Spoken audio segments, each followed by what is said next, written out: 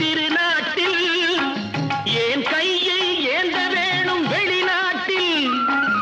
என்ன வளம் இல்லை இந்த திருநாட்டில் ஏன் கையை ஏந்த வேணும் வெளிநாட்டில் ஒழுங்காய் பாடுபடு வயல் காட்டில்